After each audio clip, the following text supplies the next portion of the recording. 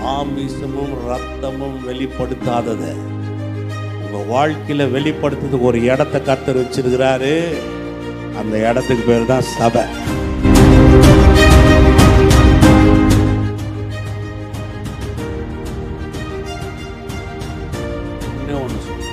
வெளிப்பாடு எங்க வருதோ அந்த வெளிப்பாடுக்கு இன்னொரு வார்த்தை இருக்கு. வெளிச்சம் எங்க வருதோ இருள் அங்கிட்டு விலகி.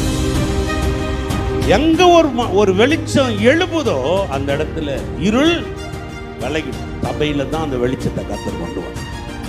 ஒரு மனுஷன் சபைக்குள்ள வரும்போது எவ்வளவு வேணா இருளா இருக்கலாம், எந்த இருள் வேணா இருக்கலாம். அவங்ககிட்ட தரித்திரம் என்ற இருள் இருக்கலாம், வியாதி என்ற இருள் இருக்கலாம், கஷ்டம் என்ற இருள் இருக்கலாம், கண்ணீர் என்ற இருள் எது வேணாலும் இருக்கலாங்க. ஆனா சபைக்குள்ள வந்துட்டானா கர்த்தர் ஒரு வெளிச்சத்தை வீச செய்யறார். சொல்றார், விளக்கை கொளுத்துவேன், நான் கொளுத்துவேன் விளக்கை. அந்த விளக்கை கொளுத்தி அதை கொண்டு போய் உயர்ந்த மலையின் மேல வைப்பேன். எத்தனை பேர் விசுவாசிக்கிறீங்க? ஹல்லேலூயா. நான் சொல்றேன், நீங்க ஒவ்வொருத்தரும் ஒரு விளக்கு. உங்கள் ஒவ்வொருத்தரையும் கொளுத்தி அதை எரிய வச்சு அதை மலையின் மேல வைக்கிறது கர்த்தராகிய இயேசு கிறிஸ்து. எத்தனை பேர் விசுவாசிக்கிறீங்க? உங்களை பார்த்து சுத்து வட்டாரத்தில் இருக்கிற ஜனங்கள்லாம் ஓடி வருவாங்க. எப்படி இப்படிப்பட்ட ஒரு இடம் இருக்குது. சபைன்றது ஒரு வெளிப்பாடு உள்ள இடம். சபைன்றது ஜீவன் உள்ள தேவனுடைய குமாரன் வாழ்ற இடம். சபைன்றது இருளை நீக்கிற இடம். சபைன்றது குனிந்தவர்களை நிமிர்ந்த பண்ணுகிற இடம். சபை எப்பேற்பட்டவனையும் வாழ வச்சுக்கணும். சார், நான் பரமேறி போமா சார், நான் போறேன், உங்களுக்கு ஒருத்தர் அனுப்புறேன், அவர் வருவார். அவர் வந்து சொல்றார், என்னுடையதை எடுத்து உங்களுக்கு போதிப்பார், என்னுடையதை எடுத்து உங்களுக்கு போதிப்பார், என்னுடையதை எடுப்பார். அப்படியே எடுத்து அதுக்குள்ள இருக்கிறதெல்லாம் எடுத்து உங்களுக்கு போதிப்பார். சொல்ற, ஆவியானவர் எங்கு வராரோ அந்த விடுதலை உண்டுங்க. ஆவியானவர் வந்தாவே வெளிப்பாடோட வருவார். ஆவியானவர் வந்தாவே வெளிச்சத்தை தூக்கிட்டு வந்து கொடுப்பாரு. ஆவியானவர் வந்தார்னா மாமிசமும் ரத்தமும் போதிக்காத ரகசியங்களை போதிப்பாரு. ஆவியானவர் வந்தார்னா ஆவி மண்டலங்கள்ல என்னெல்லாம் இருக்குன்றத போதிப்பார். ஆவியானவர் வந்தார்னா சாத்தான ஓட ஓட விரட்ட விடுவார். ஆவியானவர் வந்தார்னா அந்த இடம் அசையும். ஆவியானவர் வந்தார்னா அந்த இடம் மகிமையாய் மாறும். அந்த மகிமையின் தேவன் அந்த கூடாரத்துல தங்கும் போது எல்லோரும் ஆச்சரியப்பட்டது போல நான் சொல்றேன், இந்த ஆலயம் ஒரு மகிமையின் ஆலயமாய் கர்த்தர் எழுப்புவார். அநேகர் அதை காண்பார்கள். ஆவியானவர் இந்த சபையை ஒரு மகிமையின் சபையாய் நிலைநாட்டுவார். இந்த சபை இந்த பட்டணத்துக்கு ஆசீர்வாதமா, கிராமங்களுக்கு ஆசீர்வாதமா இருக்கும். இந்த சபையின் சத்தம் வெளிநாடுகள்ல கேட்கும். இந்த சபையின் வெளிப்பாடுல அநேகர் வெளிச்சம் அடைவார்கள். கர்த்தர் இந்த சபையை தமக்கென்று தெரிந்து கொண்ட தான் நாட்டின மரமாய் ஜீவ விருட்சமாய் இந்த பூமியில அவர் வருகை மட்டும் இதை வைப்பார்.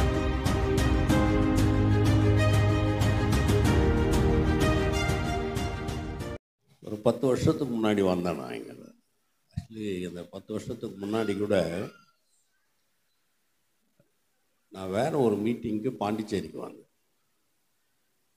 அது நாளைக்கு அந்த மீட்டிங் துவங்கிறதுனால அன்னைக்கு மாலை சீக்கிரமாக வந்துட்டேன். அப்போ அங்கேருந்து சிதம்பரத்துக்கு போயிட்டு வருவோம்னு சொல்லி என்னை கூப்பிட்டு வந்தாங்க. அப்படி தான் நான் முதல்ல சிதம்பரத்துக்கு உள்ளே வந்தேன். திடீர்னு அவரோட 3வது குழந்தைய கையில் கொடுத்து ஜெபம் பண்ண சொல்லிட்டார். அப்படியே பெரிய ஆச்சரியம். அந்த பிள்ளைங்க அன்னைக்கு பிரதிஷ்டப்படுத்தின ஒரு நாள் அது. இன்னைக்கு உண்மையிலே ஒரு மகிழ்ச்சி. வந்திருக்கிற எல்லா ஊழியக்காரர்களுக்காக, சபை விசுவாசிகளுக்காக நன்றி செலுத்துகிறேன். சபை வந்து எவ்வளோ பவர்ஃபுல்லானதுன்றதை என் வாழ்க்கையில் நான் பார்த்துருக்கேன். நான் ஒரு இந்து குடும்பத்தில் தான் பிறந்து வளர்ந்தேன். 96ல் நான் இயேசுவை ஏற்றுக்கிட்டேன். இயேசுவை ஏற்றுக்கிட்டேன்னா சும்மா ஏதோ உணர்ச்சி வசப்பட்டேன் அப்படி இல்லை. என் வாழ்க்கையிலே அந்த நாள் அவர் என்னை சந்திக்கலைன்னா சில நொடிகளில் நான் இறந்து போயிடுவேன். அவ்வளோ ஒரு சவாலான ஒரு சூழ்நிலையில் கர்த்தர் என்னை தொட்டார். அதன் பின்பு இந்த இயேசு தான் தேவன்றதை ஒரு 7 மாதம் வேதத்தை படித்து கற்றுக்கிட்டு சும்மா அப்படியே ஸ்தோத்திரம் அப்படின்னு ஓடி வந்தேன். 7 மாதத்தில் வேதத்தையே படித்து முடித்தேன். சிலர்லாம் சொல்லுவாங்க, அது புரியுமா? கண்டிப்பாக புரியும். புரியாதது ஒன்று கடவுள் கொடுக்க மாட்டார். புரியாதது ஒன்றையே நம்ம கையில் கொடுக்க போகிறார். நிறைய பேர் சொல்லுவாங்க, புரியலங்க, புரியல. புரியும். நீங்கள் உட்காந்து படித்து பாருங்கள், புரியுதா இல்லையான்னு பாருங்கள்.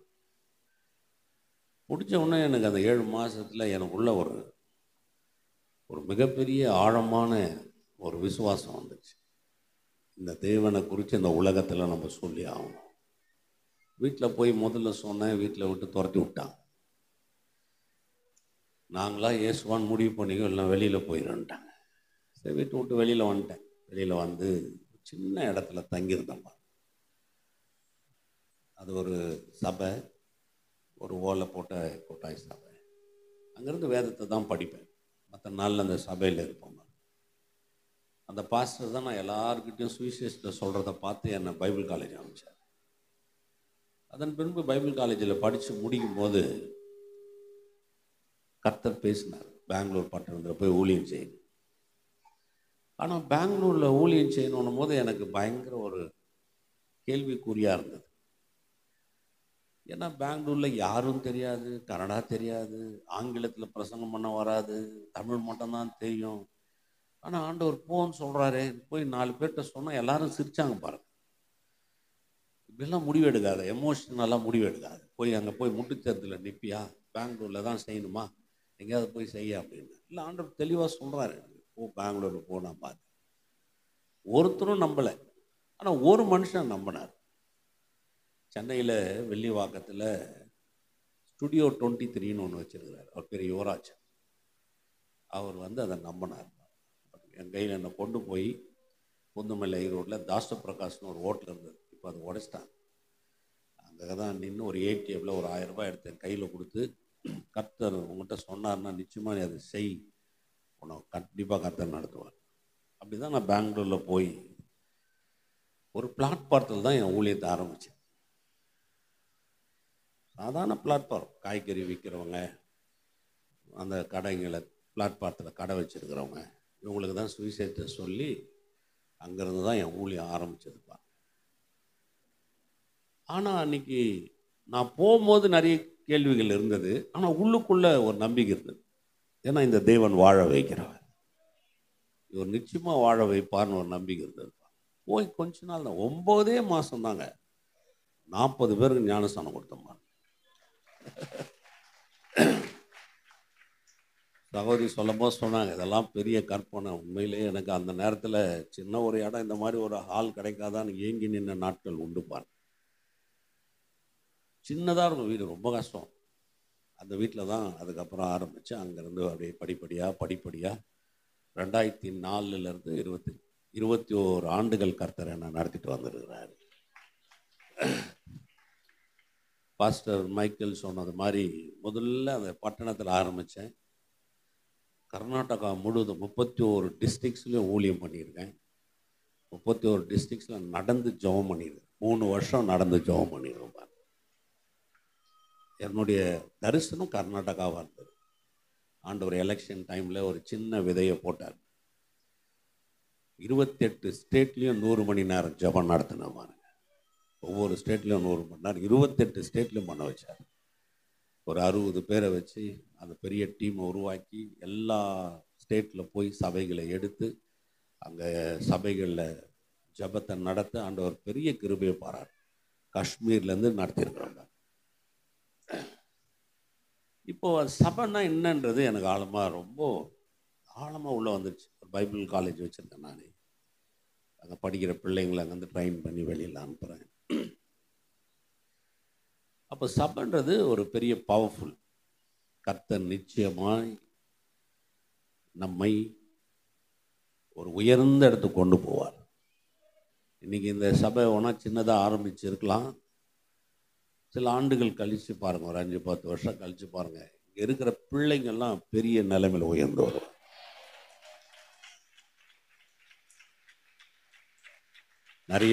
நிறைய பிஸ்னஸ் மேன் எழுப்புவாங்க பாருங்கள். சின்னதாக செய்வாங்க, ஆனால் கோடிகளில் பார்க்கும்படி கர்த்தர் செய்வார். பிள்ளைங்களை நல்ல அரசாங்கங்களில் கொண்டு போவார் பாருங்க கர்த்தர். இதெல்லாம் நடக்கும். ஏன்னா இதெல்லாம் என் கண்ணால் நான் பார்த்துருக்கேன். நான் ஏதோ கதை சொல்ல, இதெல்லாம் ஏதோ ஒன்று ஏதோ ஒரு காரியத்தில் அப்படின்னு இல்லை, கண்ணால் பார்த்துருக்குறேன், பார்த்துன்னே இருக்கிறேன் பாருங்க.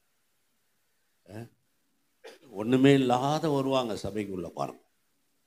சில ஆண்டுகள் கழித்து பார்த்தீங்கன்னா அந்த அளவு கர்த்தர் அற்புதங்களையும் அவங்க வாழ்க்கையில் வார்த்தையினால் அவங்கள உருவாக்குறதுலையும் நடத்துதலையும் பெரிய காரியத்தை பார்த்துருக்கோம். இப்போ சமீபமாக பார்த்தீங்கன்னா பெரிய இடம், எல்லாம் ஒரு 1.5 ஏக்கரில் தான் வச்சுருக்கேன். ஆனாலும் அந்த 1.5 ஏக்கரில் கார் நிற்க வைக்கிறதுக்கு இடம் இருக்காது.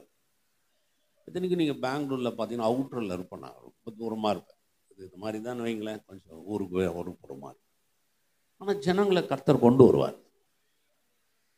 ஏன் அப்படின்னா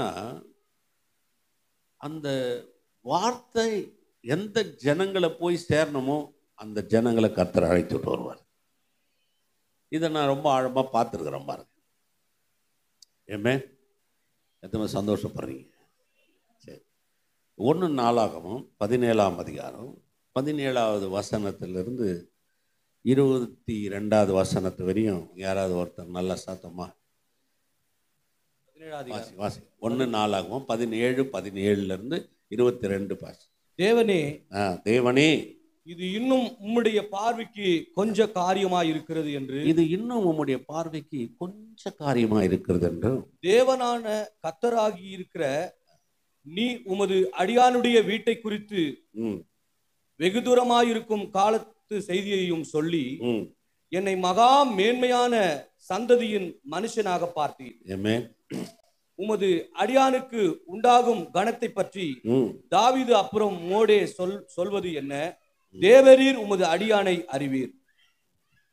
கர்த்தாவே, உமது அடியானின் நிமித்தமும் உமது இருதயத்தின்படியையும் இந்த பெரிய காரியங்கள் எல்லாம் அறியும்படிக்கு இந்த பெரிய காரியத்தை எல்லாம் செய்தி.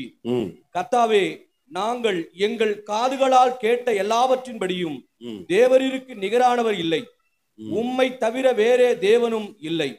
உமது ஜனமாகிய இஸ்ரவேலுக்கு நிகரான ஜனமும் உண்டோ? பூலோகத்தில் இந்த ஒரே ஜாதியை தேவனாகிய நீர் உமக்கு ஜனமாக மீட்கும்படி பயங்கரமான பெரிய காரியங்களினால் உமக்கு கீர்த்தியை உண்டாக்கி நீர் எகிப்திற்கு நீங்களாக்கி மீட்ட உமது ஜனத்தின் முன்பாக ஜாதிகளை துரத்தி உமது ஜனமாகிய 22 உமது ஜனமாகிய இஸ்ரவேலர் என்றைக்கும் உமது ஜனமாய் இருப்பதற்கு அவர்களை நிலைப்படுத்தி கர்த்தராகிய நீர் தாமே அவர்களுக்கு தேவனா நீர். ஆமென். இதுல வாசிக்கும் போது தாவீதை நம்ம நல்லா உற்று நோக்கி பார்க்கணும். பாருங்க, தாவீதுன்னு சொன்னாவே ஒரு மிகப்பெரிய நிராகரிக்கப்பட்ட ஒரு மனுஷன். தாவீதை குறித்து சொல்லணும்னா ரொம்ப வேதனை பார்க்கும். ஏன்னா யாரும் அவனை பெருசு அங்கீகரிக்கல. கர்த்தர் சொல்லி அனுப்புகிறார் சாமுவேல்கிட்ட, அந்த வீட்டில் போய் அந்த ஈசாய் கிட்ட சொல்லி எல்லாரையும் பந்திக்கு ஒழுங்கு செய்யப்பட்டு சொல்லுன்னு சொல்கிறாரு. ஆனால் பார்த்தீங்கன்னா தாவீதை அந்த தகப்பன் அந்த வீட்டிலேயே வைக்கல. வீட்டில் ஒரு விசேஷம்னா ஒரு பிள்ளைய போய் யாராவது கூப்பிடாமல் இருப்பாங்க. ரெண்டாவது, தாவீதை வந்து பாருங்க, அண்ணன் தம்பிங்க கூட சரியாவே அவனை ஒரு மேன்மையாக பார்க்கல. சவுல் அவனை மேன்மையாக பார்க்கல. தாவீது மனைவி சவுலினுடைய மகள் அவனை மேன்மையாக பார்க்கல. தாவீதுடைய மகன் அவனை மேன்மையாக பார்க்கல. அப்சலோம் கூட தாவீதை மேன்மையாக பார்க்கல. ஆனால் கர்த்தர் அவனை மேன்மையாக பார்த்தார். சங்கீதக்காரன் சொல்லும் போது அந்த வார்த்தை எப்படி இருப்பாங்க, நீர் என்னை மகா மேன்மையாக பார்க்கிறீர். எத்தனை பேர் விசுவாசிக்கிறீங்க? அப்போ கர்த்தர் ஒரு காரியத்தை பார்க்கும் போதே எல்லாரும் பார்க்குற மாதிரி பார்க்கறது இல்லை. எல்லாருமே சாதாரணமாக பார்ப்பாங்க. ஆனால் அவர் பார்க்கும்போது அது மகா மேன்மையான காரியமாக பார்ப்பார். இன்னைக்கு நம்ம இதை பார்க்கும்போது எப்படி இருக்கும்? என்னடா அது ஒரு கட்டிடத்தை கட்டி 2 சீட்டை போட்டார், இதுக்கு இவ்வளோ ஆர்ப்பாட்டமா அப்படின்னு சிலர் நினைக்கலாம். ஆனால் ஒரு காலத்தில் இது மகா மேன்மையாக இருக்கும்.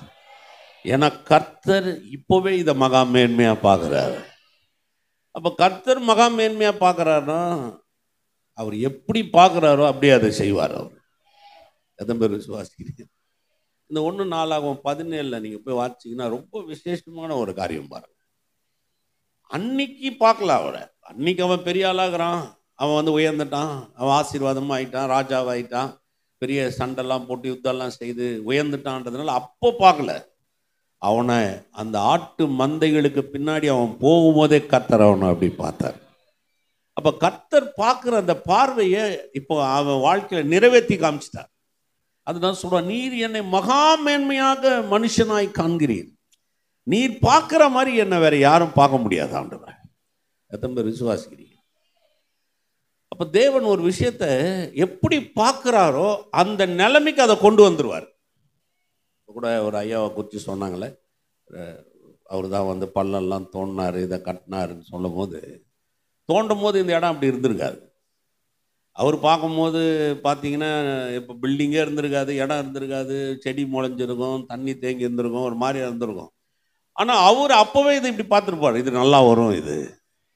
ஏன்னா அவர் கடப்பாரை பிடிக்கும் போதே தெரியும், பள்ளம் தோண்டும் போதே தெரியும், கட்டி எழுப்பினா ரொம்ப சூப்பராக வரும். பாருங்க, மனுஷனுக்கே ஒரு இடத்த பார்க்கும்போது இவ்வளோ நல்லா வருதுன்னு தெரியும் போது கர்த்தருக்கு எப்படி இருக்கும்னு கொஞ்சம் யோசித்து பாருங்க. கர்த்தர் ஒரு விஷயத்தை பார்க்குறாருன்னா அவர் எப்படி அதை பார்க்குறாரோ அந்த நிலைமைக்கு கர்த்தர் அதை கொண்டு வருவார். எத்தனை எதிர்ப்புகள் இருந்தாலும், எவ்வளோ பிரச்சனைகள் இருந்தாலும், எவ்வளோ சவால்கள் இருந்தாலும், எவ்வளோ விதமான காரியங்கள் சாத்தானே எதிர்த்து நின்னாலும் சரி, கர்த்தர் அதை செய்து நிறைவேற்றி அதை காட்டுவார். அதான் தேவன். அதனால தான் இப்போ சொல்கிறார், தேவரீர் நீர் எப்படி என்னை பெரிய மனுஷனாய் மகா மேன்மையான மனுஷனாய் நீர் காண்கிறீரோ அந்த மகா மேன்மையாய் மனுஷனாய் பார்த்தபடி என்னை அப்படியே கொண்டு வந்துட்டீர். ஆமென். அப்போ கர்த்தர் இந்த ஊழியத்தை குறித்து எப்படி பார்க்குறாரோ ஒரு காலம் இந்த ஊழியம் அப்படியே நிலை நிற்கும். 1 நாளாகமம் 17 இந்த சபையில் நிறைவேறுவதாக. 1 நாளாகமம் 17 இது மகா மேன்மையாய் சபையாய் எழுப்பி நிற்பதாக. கர்த்தர் இந்த சபையில் வருகிற ஒவ்வொருத்தரையும் மகா மேன்மையான மனுஷனாய் மாற்றுவாரார். இந்த ஊழியத்தோடு இணைந்திருக்கிற ஒவ்வொருத்தரும் மகா மேன்மையான ஆட்களாய் கர்த்தர் எழுப்பி நிற்க வைப்பாரார். எத்தனை பேர் விசுவாசிக்கிறீங்க? சரி, இப்போ சபை அப்படின்றத நான் கொஞ்சம் எடுத்து போதிக்கலாம். ஏன்னா நிறைய பேருக்கு என்னென்னா, சபை அப்படின்னா ஏதோ ஞாயிற்றுக்கிழமை போய் கூடுறோம், ஏதோ ஞாயிற்றுக்கிழமை கூடின உடனே வந்துடுறோம், ஒரு கல்யாணத்துக்கு ஏதோ ஒரு நல்ல காரியத்துக்காக தான் நமக்கு சபை தேவை அப்படின்னு இல்லை. சபைன்றது தேவன் போட்ட ஒரு திட்டம், தேவன் தீர்மானித்த ஒரு காரியம்தான் சபை. தேவன் போட்ட திட்டத்தையும் தீர்மானத்தையும் இந்த பூமியில நிலைநாட்டுவதற்கு அவருக்கு ஒரு சபை அவசியமாக இருக்குது. அதனால தான் பாருங்க, சபைன்றத ஒரு வெளிச்சத்தோட ஒரு வெளிப்பாடோட பார்க்கணும். நான் சொன்ன ஆரம்பத்தில் நான் ஒரு இந்து குடும்பத்திலேருந்து வந்தேன். எனக்கு வேதத்தில் ஒரு வரி கூட தெரியாது. ரட்சிக்கு போகிறதுக்கு முன்னாடி அதில் என்ன இருக்குது எதுவுமே தெரியாதுப்பா. ரட்சிக்கப்பட்ட அப்புறம் அதை படிக்க ஆரம்பித்த உடனே ஒரு சபை, நல்ல சபை, உண்மையிலே கர்த்தர் என்னை ஆரம்ப நாட்கள் 96 ஒரு நல்ல சபையில் வச்சார். என் பாஸ்டர் பேர் வந்து ஒரு ஆங்கிலோ இண்டியன், ஒரு காலின் டிக்ரூஸ்ன்னு, ரொம்ப நல்ல மனுஷன். அதுக்கு வந்து நான் வளர்ந்து பார்த்தேன். அப்போ நான் அந்த சபைக்குள்ளே போகும்போது நான் எப்படி போனேன் அப்படின்னா, எனக்கு இன்னும் ஞாபகம் இருக்குது, ஒன்றுமே இல்லைங்க. என்கிட்ட அறிவு கிடையாது, புத்தி கிடையாது, என்கிட்ட வந்து காசு கிடையாது, பணம் கிடையாது, எல்லாம் லாஸு, பிஸ்னஸ் எல்லாம் லாஸு, தற்கொலை பண்ணிக்கணும்னு போனேன் மனுஷன். நான் கர்த்தரை நாங்கள் ரட்சித்தாரு. சபைக்குள்ளே போகிறேன், அந்த சபைக்குள்ளே நான் போகிறேன். அந்த சபையில் பார்த்தீங்கன்னா எல்லாம் நல்லா படிச்சுவேங்க, எல்லாம் டாக்டர்ஸ், அந்த மாதிரி வர சபை போகிறேன். ஆனால் நான் மட்டும் அப்படி ஓரமாக ஒரு மாதிரி ஒடுங்கி போய் உட்காந்துருப்பேன். நான் என்கிட்ட ஒன்றுமே கிடையாது. நான் சொல்கிறேன், எனக்கு வசனமே என்னன்னு தெரியாது, ஒரு வசனம் கூட என்னன்னு தெரியாது. ஆனால் அந்த சபைக்குள்ளே போய் உட்கார ஆரம்பித்த அந்த நாட்களில் அந்த வார்த்தையை கேட்க கேட்க கேட்க கேட்க கேட்க பாருங்க, என்னவோ ஒரு புரிந்து கொள்ள முடியாத, அறிவுக்கு எட்டாத, விளக்கியே பேச முடியாத அளவுக்கு எனக்குள்ள ஏதோ ஒரு விஷயம் நடக்குது. என்னால் சபைக்கு போக விரும்பவே முடியாது. நீங்கள் ரட்சிக்கப்பட்டு கிட்டத்தட்ட நான் 27 வருஷத்துக்கு மேலே ஆயிடுச்சு பாருங்க. 28 வருஷம்னு நினைக்கிறேன். 2025 இல்லை, 28, 29 வருஷம் ஆயிடுச்சு நினைக்கிறேன். இதுவரையும் நான் சபைக்கு போகாமல் இருந்ததே கிடையாது. சபைனா எனக்குள்ள ஒரு ஒரு ஒரு வைராகியம் வரும். என்ன ஆனாலும் அங்கே போய் உட்காந்துருவேன். காலையிலேருந்து நான் ஈவினிங் வரையும் அங்கே தான் இருப்பேன். 2 சர்வீஸ் நடக்கும், ஈவினிங் ஒரு சர்வீஸ் நடக்கும், அங்கேயே இருப்பேன் பாருங்க. இந்த வார்த்தையை கேட்க கேட்க கேட்க எனக்குள்ள என்னை அறியாமையே ஏதோ ஒன்று நடக்குது. பிரசங்கில சொல்றாருல, ஒரு குழந்தை எப்படி கருவில் உருவாகுதுன்னு உனக்கு தெரியுமா? அந்த எலும்புகள் எப்படி உருவாகுதுன்னு உனக்கு தெரியுமா? அது எப்படி உருவாகுது நீ அறிந்திருக்கிறாயா அப்படின்னு கேட்குற மாதிரி இது உள்ள போய் என்னவோ செய்து எனக்குள்ள ஒரு வாஞ்சையை எழுப்புது, ஒரு விசுவாசத்தை எழுப்புது, எனக்குள்ள ஏதோ ஒரு வெளிச்சத்தை ஏற்படுத்துது. இதுவரையும் யோசிக்காத ஒரு மனிதனா இருந்தனா, யோசிக்கிற மனிதனாய், நல்ல யோசிக்கிற மனிதனாய், நல்ல தெளிந்த புத்தி உள்ள ஒரு மனிதனாய், எந்த ஒரு காரியத்தையும் பார்க்கக்கூடிய ஒரு மனிதனாய் இது என்னை மாத்திருச்சு பாருங்க. அதுதானே மிக முக்கியம் இல்லை? சில நேரத்தில் ஒரு சிலர் கேட்கும்போது என்னன்னா, சார் எனக்கு உதவி செய்து ஒன்றும் இல்லைங்க. ஒரு மனுஷனுக்கு என்ன உதவினா, முதல்ல அவனுக்குள்ள என்ன இருக்குன்னு அவன் பார்த்துட்டா போதும், அதான் மிகப்பெரிய உதவி.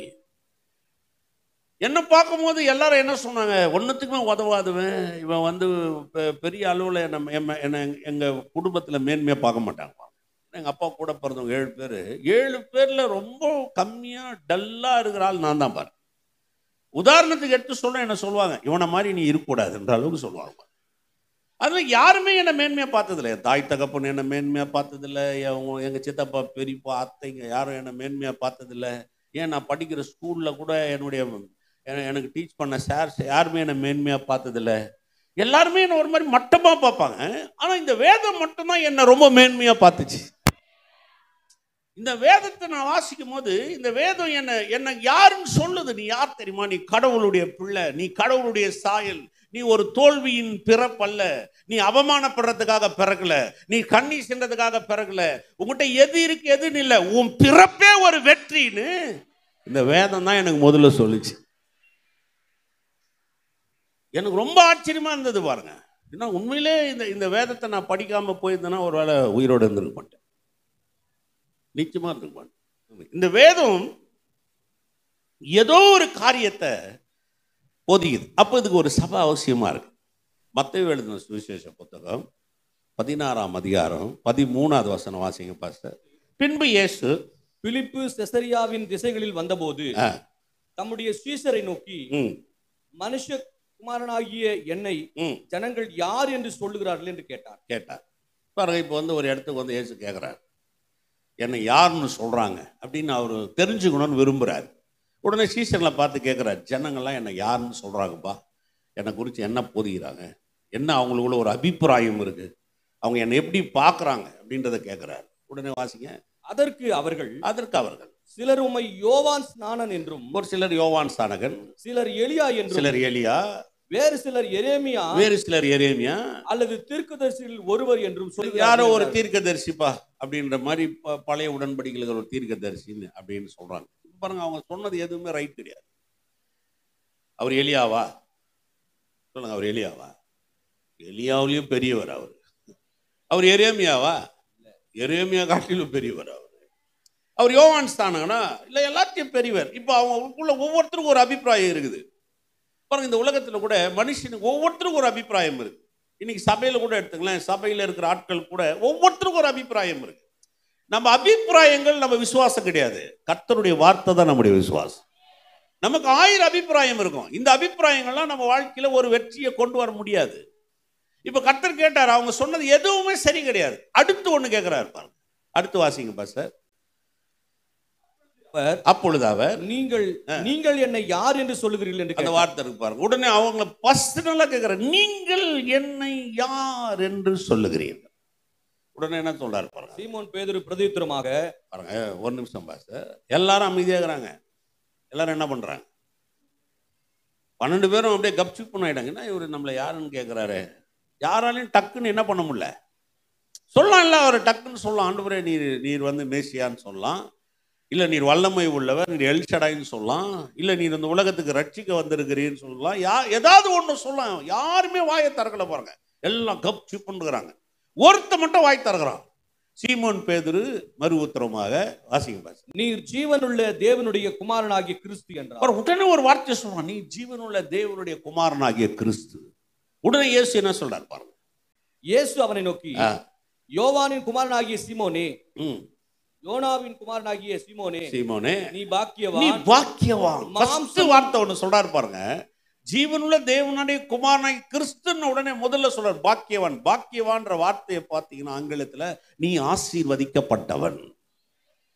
இப்ப இயேசு யாருன்னு ரைட்டா ஒரு மனுஷனுக்கு தெரியுது பாருங்க, அவன் ஆசீர்வதிக்கப்பட்டவன். இயேசு எப்படிப்பட்டவர், என்னவா இருக்கிறார், இயேசுடைய குணாதிசயங்கள் என்ன, இயேசு என்னெல்லாம் செய்ய முடியும், அவர் என்னவா இருக்கிறார்ன்ற ஒரு வெளிச்சம் ஒருத்தனுக்குள்ள வந்துருச்சுனாவே வேதம் சொல்லுது அவன் ஆசீர்வதிக்கப்பட்டவன். இப்ப நமக்குள்ள ஏன் ஆசீர்வாதம் வரலன்னா ஒண்ணு நல்லா தெரிஞ்சுங்க. நீங்க எலியாவை பார்க்கலாம், ஒருவேளை எரேமியாவை பார்க்கலாம், ஒருவேளை யோனா ஸ்தானகனை பார்க்கலாம், இல்ல தீர்க்கதரிசியில் ஒருத்தரா பார்க்கலாம். ஆனா அவர் அப்படி இல்லை, அவர் உயிரோடு எழுந்த ஜீவனுள்ள தேவனாகிய கிறிஸ்து. விசுவாசிக்கிறவங்க மாட்டான். அப்புறம் பாருங்க, அந்த எண்ணத்தை சொன்ன உடனே இயேசு சொல்றாரு, பேதுருவே நீ பாக்கியவான், நீ ஆசீர்வதிக்கப்பட்டவன்டா. அடுத்து சொல்றாரு பாருங்க, மாம்சமும் ரத்தமும் இதை உனக்கு வெளிப்படுத்தவில்லை. ரொம்ப முக்கியம் அது. மாமிசமும் ரத்தமும் இதை உனக்கு வெளிப்படுத்தவில்லை, பரலோகத்தில் இருக்கிற என் பிதா இதை உனக்கு வெளிப்படுத்தினார். நல்லா வெளியும் கொள்ளுங்க. மாமிசம் ரத்தம் வெளிப்படுத்தவில்லைன்னா இந்த உலகத்துல மாமிசத்தில் ரத்தத்தில் இருக்கிற ஒரு மனிதன் தேவன் யாருன்னு போதிக்கவே முடியாது. கலெக்டரா இருக்கலாம், பெரிய எம்பிபிஎஸ் எஃப்ஆர்சி எதுவனா முடிச்சிருக்கலாம், சர்ஜனா இருக்கலாம், இந்த உலகத்துல பெரிய சயின்டிஸ்டா இருக்கலாம், என்ன பெரிய ஆட்களா வேணா இருக்கலாங்க. ஆனா மாமிச ரத்தமும் வெளிப்படுத்தாத ஒரு விஷயத்தை ஒண்ணு போதிக்கணும்னா அது சபை ஒன்னால மட்டும்தான் முடியும். எது மாதிரி புரியுது? சில நேரத்துல படிச்சவங்களை பார்த்து நம்ம வியந்துருவோம். நல்லது, படிப்பு தப்பு கிடையாது, படிச்சதுக்கு கௌரவம் இருக்கு. ஒரு ஐஏஎஸ் படிக்கிறாருன்னா பெரிய போஸ்ட், ஒரு ஐபிஎஸ் படிக்கிறாருன்னா பெரிய போஸ்ட், அவங்கள மதிக்கணும், மதிக்கிறது தப்பு கிடையாதுங்க. ஆனா நல்லா தெரிஞ்சு கொள்ளுங்க, மாமிச ரத்தம் இதை உனக்கு போதிக்கவில்லை. ஆனா ஏதோ ஒண்ணு போதிக்கணும். அந்த போதிக்கிறதுனா பரமண்டத்தில் இருக்கிற பிதா இதை உனக்கு போதிக்கிறார். அப்ப அந்த பரலோகத்தில் இருக்கிற பிதா ஒண்ணு வெளிப்படுத்துறதுக்கு ஒரு இடம் வேணும் பாருங்க. அந்த இடத்துக்கு பேரு தான் சபை. எதுவுமே புரியுது? இப்ப நான் சொன்னேன்ல உங்களுக்கு, ஏன் சபையின் உள்ள போய் போதனை கேட்கும்போது ஏதோ ஒண்ணு நடக்குதுன்னா இது ஏதோ மாமிச ரத்தமும் போதிக்கிற ஆள் போதிக்கல. இப்போ எங்கள் அப்பா அம்மாலாம் என்னை மாமிச ரத்தத்தில் பார்த்து சொல்கிறாங்க, இவன் முட்டாள், இவனுக்கு படிப்பு இல்லை, இவன் யூஸ்லெஸ், இவன் பெருசாக கிடையாது. பாருங்க, என் டீச்சர்ஸ்லாம் சொல்கிறாங்க இவன் அவரேஜான ஸ்டூடெண்ட், இவனுக்கு ஒரு பெரிய மேன்மை இல்லை, அவனை ஒரு சாதாரணமாக பார்க்குறாங்க. ஆனால் பைபிள் மட்டும்தான் சொல்லுது, இல்லை இல்லை இல்லை, நான் உனக்கு ஒன்று சொல்லித்தரேன், மாமிசும் ரத்தமும் சொல்லாத ஒன்று நான் உனக்கு சொல்லித்தரேன். எந்த மாதிரி விசுவாசிக்கிறீங்க? பக்கத்தில் பார்த்து சொல்லுங்க, மாமிசமும் ரத்தமும் சொல்லாத ஒண்ணு பரிசுத்த ஆவியானவர் சொல்லி தருவார். அப்போ மாமிசம் ரத்தமும் சொல்லாத ஒண்ண பரிசுத்த ஆவியானவர் சொல்லி கொடுக்கிற இடத்துக்கு பேரு தாங்க சபை. அது பேர் புரியுது? இப்ப சபைன்னு என்னன்னா ஏதோ நாங்க போயிட்டு கொண்டாட உட்காந்து வந்துடுறோம், போலன்னா திட்டுவாங்க, ஐயோ எப்படியாவது போயிட்டு வந்துடணும், இல்லை ஏதாவது போய் தலையை காமிச்சு, இல்லை இல்லை, சபைன்றதே ஒரு மாமிசமும் ரத்தமும் போதிக்காத ரகசியங்களை நமக்கு எடுத்து போதிக்கிற ஒரு இடம் தான் சபை. அது மாதிரி புரியுது?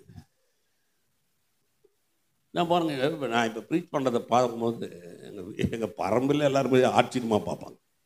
எங்கள் அப்பா நான் 1996 ரட்சிக்கப்பட்டேன், எனக்கு 2006 கல்யாணம் ஆச்சு. அப்போ எங்கள் அப்பா டிசம்பர் மாதம் கூப்பிட்டுருந்தேன். கொஞ்சம் அடமெண்ட்டாக இருந்தார், பார்க்கவும் ரொம்ப பேச மாட்டேன், எங்கேயாவது கல்யாணம் ஃபங்க்ஷன் அது மாதிரி தான் பேசுவார், ஒரு மாதிரியாக இருப்பார். அப்போ கூப்பிட்டேன், இந்த மாதிரி வாங்க கிறிஸ்மஸ்க்கு. வந்தார், வந்தவுடனே உட்காந்தார், முதல் ரோல் உட்காந்தார். நான் பிரசங்கம் பண்ணுறேன், அவர் அழுகுறாரு. எனக்கு என்ன இவர் அழுகுறாரு, இவர் ரொம்ப அந்த மாதிரி ஆள் கிடையாது அப்படின்னு இறங்கி போய் என்னன்னு கேட்டா சொல்கிறாரு, நீ யாரா நீன்னு கேட்குறாரு, இப்படி பிரசங்கம் பண்ணுற யார் நீ? அப்போதான் சொன்னேன், இது மாமிச ரத்தமும் வெளிப்படுத்தல, என்னை படைச்சவர் வெளிப்படுத்துறது. அப்பவே ரட்சிக்கப்பட்டாருங்க. அப்படியே கையை தூக்கி ஆல்டர்கால் குட்டம் பாருங்க, அவர் தான் கையை தூக்கி ஹல்லேலூயான்றாரு. ஆச்சரியம் பாருங்க. அப்போ இது எப்படின்னா மாமிச ரத்தத்துக்கு அப்பாற்பட்ட ஒன்று இருக்குதுங்க. நம்ம எல்லோருமே மாமிச ரத்தத்தையே யோசிக்கிறோம். வாழ்க்கைனா இவ்வளவுதான், ஆட்கள்னா இவ்வளவுதான். இனி கூட பாருங்க, இப்ப பாஸ்டர் கூட சொல்றாரு, ரோடே இல்லை, இந்த இடத்துல ஒண்ணுமே இல்லை, ஜனங்க ஒண்ணுமே இல்லை. இல்லை, அப்படி யோசிக்காதீங்க. இங்க இருந்து கர்த்தர் ஒரு மிகப்பெரிய காரியத்தை செய்ய வல்லவராரு. எத்தனை பேர் விளங்குது இது? அப்ப மாமிசமும் ரத்தமும் போதிக்கிறதுக்கு ஒரு இடம் இருக்குது, அதுதான் சபை. ஏமே அது மாரி விளங்குது. அடுத்து ஒன்று சொல்றாரு பாருங்க, அது இன்னும் பவர்ஃபுல்லா சொல்றாரு. மாமிச ரத்தம் இது உனக்கு போதிக்கவில்லை, பரலோகத்தில் இருக்கிற பிதா இதை உனக்கு போதித்தார். அடுத்தது பாஸ்டர், மேலும் நான் உனக்கு சொல்லுகிறேன் நீ பேதுருவா இருக்கிறாய். இந்த கல்லின் மேல் என் சபையை கட்டுவேன். என்னத்தை கட்டுறாருங்க? ஏன் இந்த வார்த்தை அங்க கொண்டு வராரு? மாமிச ரத்தம் இதை போதிக்கவில்லை, நீ பாக்கியவான் எல்லாம் சொல்லிட்டு இப்ப சொல்றாரு. நீ இப்போ உனக்கு ஒண்ணு சொல்ற, உனக்குள்ள இப்போ ஒண்ணு ஆரம்பிச்சிருக்குது பாரு. ஜீவனுள்ள தேவன் இவர்தான்றது உனக்கு ஒண்ணு புரிஞ்சிடுச்சு பாரு. இவர்தான் ஜீவனுள்ள தேவன் விளங்கிட்ட பாரு. உன் மேல நான் சபையை கட்டுறேன்டான்றாரு. எத்தனை பேர் விளங்குது? இப்ப நீங்க யோசிச்சு பாருங்களேன், எனக்குள்ள ஒரு வெளிச்சம் வந்துச்சுங்க. நான் உண்மையா சொல்றேன், நான் ரட்சிக்கப்பட்டு வெளியில வரும்போது சாப்பாடு கூட வலிக்கிறேன். நான் பெங்களூர்ல ஊழியம் செய்யும்போது பிளாட்பாரத்தில் படுத்திருக்கேன். நீங்க என்ன பார்த்தோம்னா இவர் பெருசா அமெரிக்காலேருந்து வந்துட்டாரு, நிறைய காய்ச்சி வச்சிருப்பாருன்னு நினைக்காதீங்க. ஒன்றும் இல்லாத இடத்துல இருந்து கத்தை தூக்கி எடுத்து இன்னைக்கு அவ்வளவு பெரிய காரியத்தை செய்யறாரு. ஏன்னா அந்த வெளிச்சம் உள்ள வருது. மாமிச ரத்தமும் போதிக்காத ஒண்ணு பரலோகத்தில் இருக்கிற பிதா நமக்கு போதிக்கிறார். இப்ப அந்த வெளிச்சம் வந்ததுனாலதான் எல்லாமே மாறிடுச்சு. அறிவு மாறிடுச்சு, புத்தி மாறிடுச்சு, சிந்தனை மாறிடுச்சு, பேச்சு மாறிடுச்சு, வாழ்க்கை மாறிடுச்சு. தலைமுறையே இதுவரையும் பார்க்காத ஒரு புதிய தலைமுறையை கர்த்தர் எழுப்புறார் பாரு. இது மாதிரி விசுவாசிக்கிறீங்க? அல்லேலூயா. நான் கவர்மெண்ட் ஸ்கூல்ல படித்தேன் பாருங்க. மஞ்சா பை எடுத்துன்னு செருப்பு போடாதான் ஸ்கூலுக்கு போயிருக்கேன். நான் எம்ஜிஆர் போட்டு சத்துணவு சாப்பிட்ருக்கேன். நான் அப்படி தான் வளர்ந்தேன். ஆனால் இப்போ நீங்கள் பார்த்தீங்கன்னா என் பிள்ளைங்க 3 பேர் ஊட்டியில் படிக்கிறாங்க பாருங்க. எப்படி இருக்கும்னு நினைக்கிறீங்க? நான் ஊட்டியை பார்க்கறது கூட பெருசாக இருக்கும். சினிமாவில் எதுனா காமிச்சனோ இதான் ஊட்டியாடான்னு. ஆனால் கர்த்தர் பாருங்க புதிய தலைமுறைகள் எழுப்புறாரு. எத்தனை பேர் விசுவாசிக்கிறீங்க? பக்கத்தில் சொல்லுங்க, உங்கள் தலைமுறையே மாற்றிடுவார். எத்தனை பேர் விளங்குது? நீங்கள் ஐயா நாங்கள் இதுவரை இப்படி இல்லை இதுவரை நீங்கள் இல்லாததெல்லாம் கர்த்தர் செய்யக்கூடியவராய் வருவார். இதுவரை யோசிக்காதெல்லாம் கர்த்தர் செய்யக்கூடிய வருவார். ஏன் அவர் சொல்றாரு, இந்த வெளிச்சம் யாருக்குள்ள வருதோ கர்த்தர் சொல்றாரு அங்க ஒரு சபையே கட்டப்படும். எத்தனை பேர் விசுவாசிக்கிறீங்க? இந்த கல்லின் மேல் என் சபையை கட்டுவேன். அடுத்து சொல்றாரு பாருங்க, அது ரொம்ப பவர்ஃபுல்லான வார்த்தை. பாதாளத்தின் வாசல்கள் அதை மேற்கொள்வதில்லை. நான் சொல்றேன், மனுஷன் இல்லைங்க. ஏதோ ஒரு மனுஷன் எதிர்த்து வந்து நின்று இதை தடுத்துருவான், ஏதோ ஒரு அரசாங்கம் தடுத்துரும், அப்படி கிடையாது. பிசாசே எழுந்து வந்தாலும் என் வெற்றியை தடுக்கவே முடியாது. சபைன்றது அதுதான். ஒரு சபைக்குள்ள ஒரு வெளிச்சம், ஒரு வெளிப்பாடு ஒரு மனுஷனுக்கு வந்துருச்சுன்னு சொன்னா என்ன நடந்தாலும் சரி, எந்த சக்தியை எதிர்த்து வந்தாலும் சரி, இந்த உலகத்துல சாத்தானுடைய சக்தி எதிர்த்து வந்தாலும் சரி, அதெல்லாம் ஜெயித்து சபை நிற்கும். கர்த்தர் நிக்க வச்சு காட்டுவார். அதனாலதான் சபைக்கு அவ்வளவு பவர்ஃபுல் அத்தாரிட்டியை கொடுக்கிறார். இந்த கல்லில் மேல் என் சபையை நான் கட்டுவேன், எந்த பாதாளமும் அதை. 21 வருஷம் ஊழியம் செய்கிறோம் பாருங்க. பெங்களூர்ல எவ்வளவோ சவாலை பார்த்துட்டேங்க. அரசாங்கத்தின் சவால், சுற்றி இருக்கிற ஜனங்களுடைய சவால், பொருளாதார சவால், எல்லாத்தையும் பார்த்துட்டேன். அந்தகார லோகாதிபதி, வான மண்டலத்தில் பொல்லாத ஆவிகளின் சேனைகள் எல்லாத்தையும் பார்த்தாச்சு. ஆனால் நான் உங்களுக்கு சொல்றேன், ஒரு நாளும் என்னை கீழே தள்ள முடியல. எத்தனை பேர் விசுவாசிக்கிறீங்க? ஏன்னா அந்த வெளிப்பாடு உள்ள வரணும். எத்தனை பேர் புரியுது உங்களுக்கு இது? இப்போ பாருங்களேன், சில இடத்துல பேதுருன்னு சொன்ன உடனே இந்த பேதுருவ சிலர்லாம் ரொம்ப மட்டமாக பேசுவாங்க. ஏன் மட்டமாக பேசுகிறாங்க? சார் 3 தடவை மறுதளிச்சாங்க. லூக்கால வாசிங்கன்னா அவன் யாருன்னே தெரியாதுன்னு சத்தியம் பண்ணான்னு பைபிள் சொல்லுது. நன்றி கட்டவ சார் பேதுருவாங்க. இல்லை நான் உங்களுக்கு எடுத்து காமிக்கிறது ஏன் நடந்ததுன்றதை இப்போ போதிக்க போகிறோம். பேதுரு நல்ல விசுவாசம் உள்ள ஒரு ஆள். பேதுருக்கு நல்ல விசுவாசம், ரொம்ப வைராகியம். இயேசுவை கைது பண்ணும்போது யார் கத்தி எடுத்து காதை வெட்டினது சொல்லுங்க? மற்றவங்களாம் பார்த்துனுங்கிறாங்க. கத்தியை உருவி காதை வெட்டுறானா அவன் சாதாரணால சொல்லுங்களேன். இப்போ என்னை ஒருத்தர் பிடிக்க வராங்க, ஒருத்தர் ஓடி கத்தி எடுத்து சதக்கு குத்துறான்னா அப்போ அவன் என் மேலே எவ்வளோ வெறியா இருப்பான்னு அர்த்தம். எத்தனை நான் சொன்னது அவ்வளோ புரியுது. அப்போ என் மேலே அவ்வளோ அன்பு இருக்குது இல்லையா? முதல்ல கூப்பிட்டு வர்றாரு. அவன் தான் ஃபர்ஸ்ட் அப்போஸ்தலர். இயேசு அழைச்சதில் ஃபர்ஸ்ட் அப்போஸ்தலர் பேதுரு தான். லூக்கா எழுதின சுவிசேஷம் 5 வாசிங்கன்னா திறக்காதீங்க. 5 வாசித்தீங்கன்னா அங்கே தான் போய் அந்த படகை கொண்டு போய் ஆழ்கடலில் மீனை பிடிச்சி கொண்டு வராரு. வந்துட்டு கரையில் வந்து நிற்கிறாரு. நின்ன உடனே சொல்கிறாரு, என் பின்னே வா, நான் உன்னை மனுஷன் அப்படிங்கிறான். உடனே என்ன வேதம் என்ன சொல்லுதுங்க, அவன் எல்லாவற்றையும் விட்டுட்டு இயேசு பின்னாடி நான் எப்படி போக முடியும்? 2 படகுங்க, 2 படகு நிறைய மீன், வலை, எல்லாத்தையும் விட்டுட்டு இயேசு பின்னாடி ஒருத்தன் போறானா போயிட முடியுமா? இப்போ நான் உங்களை கேட்குறேன், இப்போ இயேசு வந்து சொல்கிறார் எல்லாத்தையும் விட்டுட்டு என் பின்னாடி வைப்பான்னு, என்ன சொல்லுவீங்க? எத்தனை பேர் எல்லாத்தையும் ஆஸ்தி கீஸ்தி எல்லாத்தையும் விட்டுட்டு இப்போவே என் பின்னாடி வாங்க, எத்தனை பேர் போக தயாராகிறீங்க? என்ன கேட்டால் கொஞ்சம் சொல்லுவேன், நான் என் பொண்டாட்டியை கேட்டு வரேன்ப்பா. பேதுருக்கும் பொண்டாட்டி இருந்தது, ஆனால் பொண்டாட்டி கேட்கல. அவன் ஏன்னா வேதம் சொல்லுதில்ல, பேதுருன்னு மாமியார் இயேசு என்ன பண்ணார், சுகமாக்கினார். அப்போ பேதுரு மனைவியை கூட கேட்கல, பரவாயில்ல என்னானாலும் பரவாயில்ல பார்த்துக்கலான்னு எல்லாத்தையும் விட்டுட்டு இயேசு பின்னாடி போன ஒரு மனுஷன் என்ன சாதாரணமான மனுஷனா? நீங்கள் என்ன நினைக்கிறீங்க? போட் படகுன்னு சொன்னால் ஒரு வேலை ரொம்ப சின்னதுங்க, அதெல்லாம் அவ்வளோ காஸ்ட்லியாக இல்லைன்னு நினைக்கிறீங்களா? ஒரு முறை நான் தூத்துக்குடியில் போய் ப்ரீச் பண்ணுகிறேன் பாருங்க. ப்ரீச் பண்ணிட்டு அங்கே ஒருத்தர் அந்த சபையில் ஒரு மீனவர், அவரது ஒரு மோட்டர் போட்டு வச்சுருக்கிறார். ஓரளவுக்கு பெருசாக, கொஞ்சம் பெருசாக, ரொம்ப பெருசு கிடையாது, ஓரளவுக்கு நல்லாயிருக்கும். அவர் போனார்னா ஒரு வாரம் 10 நாள் மீன் பிடிச்சிட்டு வர அளவுக்கு வச்சுருப்பார்.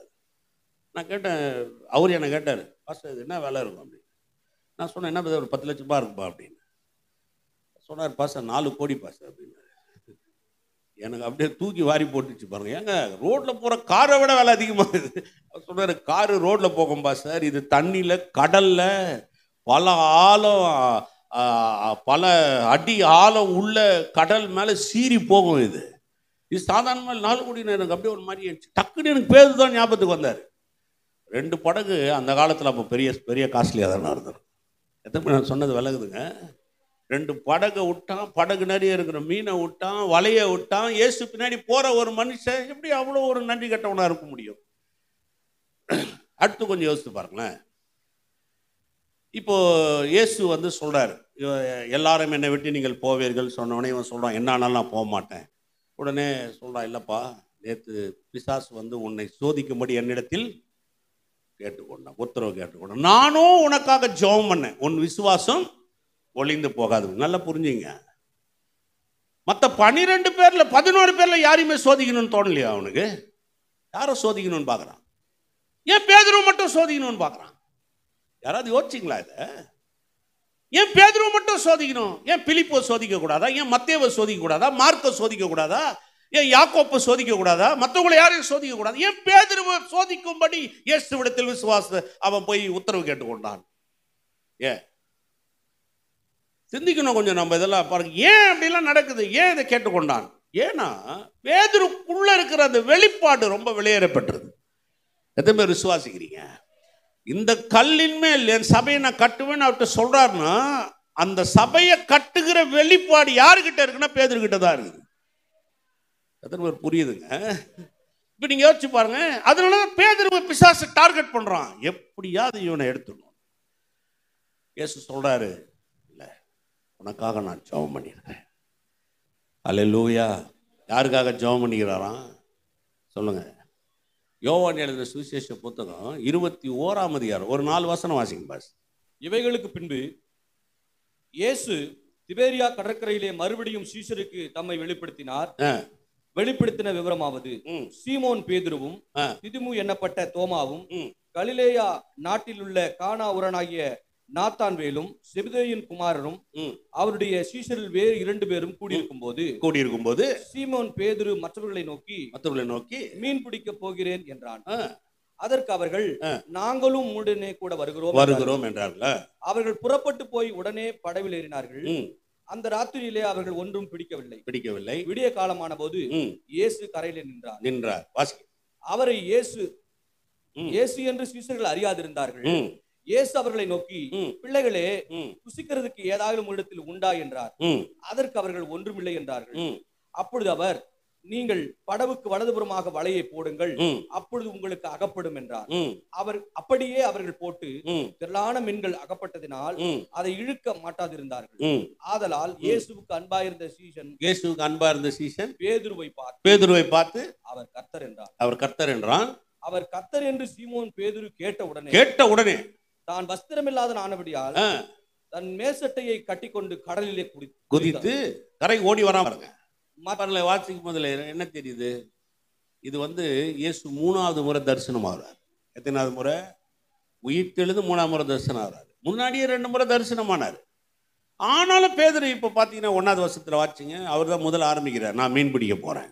கூட சேர்ந்து ஒரு 6 பேர் சேர்ந்து மொத்தம் 7 பேர் மீன் பிடிக்க போயிடுறாங்க. இப்போ திரும்ப இயேசு அங்கே நிற்கிறார். 3வது முறை உயிர் தெழுந்த பின்பு 3வது முறை நிற்கிறார். நின்று அவங்கள கூப்பிட்றாரு, பிள்ளைகளை சாப்பிட்றதுக்கு ஏதாவது இருந்தான்னு சொல்லிட்டு இப்போ கூப்பிட்டு அவங்கள அழைக்கிறார். இப்போ பேதுருக்கிட்ட பேசுகிறார்.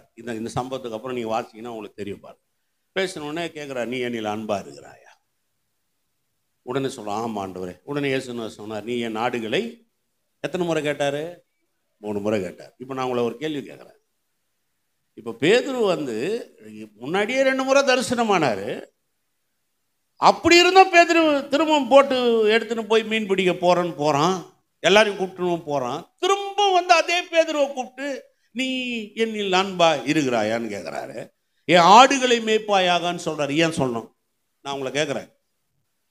உங்கள்கிட்ட ஒருத்தர் இருக்கிறான், 1 முறை சொல்கிறீங்க, 2 முறை சொல்கிறீங்க, உங்களை மறுதளிச்சிட்டான், திருப்பி போயிட்டான், திருப்பி அவனை கொண்டு வந்தீங்க, 2 முறை புத்திமதி சொன்னீங்க, மீண்டும் போகிறான், திரும்ப போய் கூப்பிட்டு வந்து ஆடுகளை கொடுப்பீங்களா? ஆனால் இயேசு கொடுக்குறாரு. ஏன் தெரியுமா? அவனுக்குள்ள இருக்கிற அந்த வெளிப்பாடின் மூலமாக தான் ஒரு பெரிய மாற்றம் வரப்போகுது. எத்தனை பேர் விசுவாசிக்கிறீங்க? அவனுக்குள்ள சபைன்றது என்னன்ற ஒரு வெளிப்பாடு இருக்குதுங்க. அந்த சபைன்ற வெளிப்பாடு இப்ப வெளியில வந்தாதான் ஒரு பெரிய வெற்றியே உண்டாக போகுது. இப்ப அந்த வெளிப்பாடு வெளியில வரக்கூடாதுன்னு ஒரு பக்கம் பிசாசு கங்கணம் கட்டின்னு வேலை செய்யறான். இந்த வெளிப்பாடு வந்துடுச்சுன்னு சொன்னா இந்த பூமியில சபை ஆரம்பிக்கப்பட்டுரும். இந்த வெளிப்பாடு வந்துடுச்சுன்னு சொன்னா பெரிய புரட்சியே உண்டாகிடும். இந்த வெளிப்பாடு வரக்கூடாதுன்னு பிசாசு என்ன செய்யறான்? பேதுருக்கு எதிராக வேலை செய்யறான். இப்ப கர்த்தர் என்ன பண்றாரு? இந்த வெளிப்பாடு கொண்டு வந்தே வருவேன்னு சொல்லி இயேசு மீண்டும் மீண்டும் அவங்ககிட்ட நிற்கிறார். எத்தனை பேர் புரியுது? அப்போஸ்தலர் நடபடிகள் 2ஆம் அதிகாரத்தில் வாசிக்காதீங்க, நேரம் இல்லை.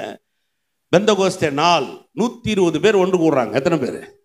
120 பேர் ஒன்று கூடுறாங்க. பரிசுத்த ஆவியானவர் மேல இறங்கினார். இறங்கின உடனே வேதம் சொல்லி இடி முழக்கம் போல் சத்தம் உண்டாயிற்று. அக்கினி மயமான நாவுகள் அவர்களுக்கு உண்டாயிற்று. எல்லாம் அந்நிய பாஷையில பேசுறாங்க. பேசணும்னா யார் எழுந்து பிரசங்கித்தது? சொல்லுங்க. எத்தனை பேர் இருந்தாங்க? எத்தனை பேர் இருந்தாங்க? அங்க கூடி இருந்தவங்க, ரட்சிக்கப்பட்டவங்க கேட்கல, கூடி இருந்தவங்க எத்தனை பேர்? 120 பேர் கூடி நிக்கிறான்.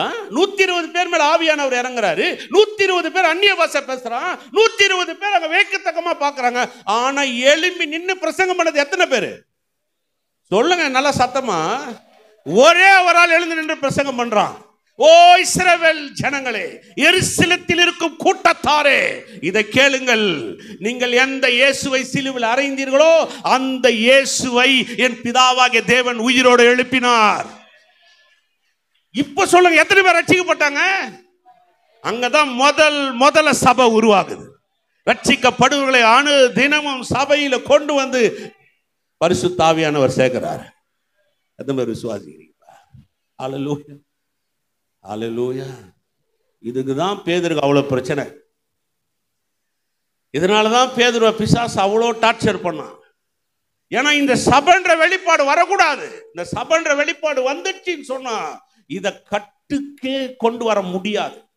2000 வருஷத்துக்கு முன்னாடி முதல்ல ஒரு மனிதன் எழுந்து பிரசங்கிட்டான். அன்னைக்கு 3000 பேர் ரட்சிக்கப்பட்டாங்க. 2000 வருஷமா பிரசங்கம் நடந்துனுக்குது. சபைகளோ சபைகள், சபைகளுக்கு மேல சபைகள், சபைகளுக்கு மேல சபைகள். உலகம் முழுவதும், உலகத்தில் இருக்கிற எல்லா நாடுகளிலும், ஏன் சிதம்பரத்தில் ஒரு சாதாரண கிராமத்தில் கூட ஒரு சபை எழும்புதுன்னா அந்த வெளிப்பாடுனாலதான் எழும்புது. எத்தனை பேர் புரியுது? இப்ப சொல்லுங்க, சபை சாதாரணமான இடமா? சொல்லுங்க.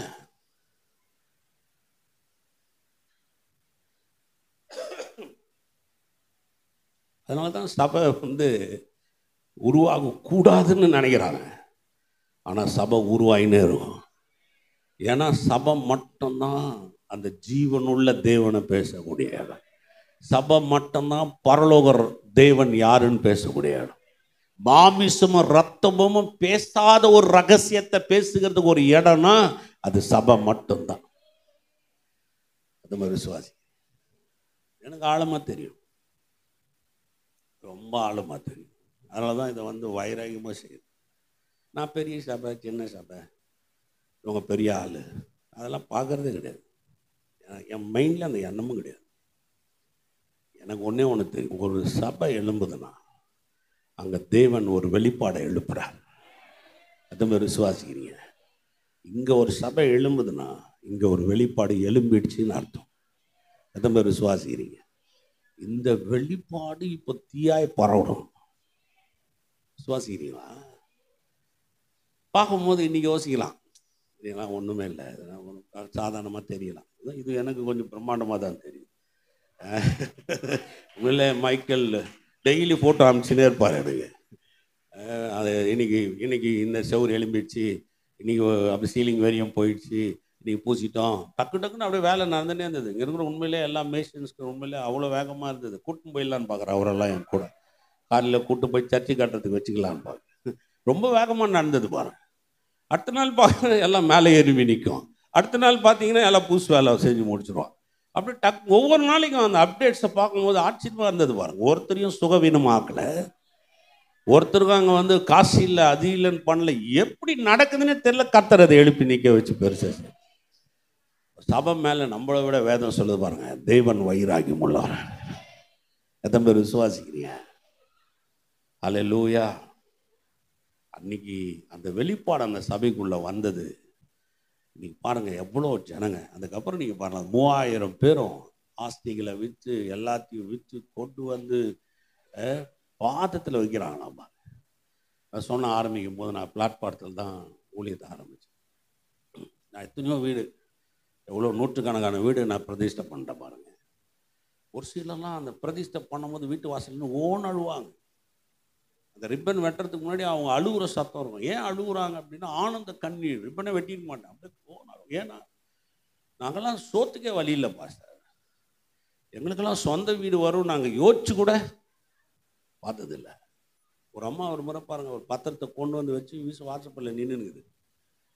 என்னம்மா ஏன் இவ்வளோ அது மாதிரி கொஞ்சம் படிக்காத பாரு சொல்லிச்சு. இல்லை நான் சொந்தமாக வீடெலாம் கட்டிட்டேன், உனக்கு ஒரு பத்திரத்தை கொடுத்துட்டு போகலான்னு வந்தேன்.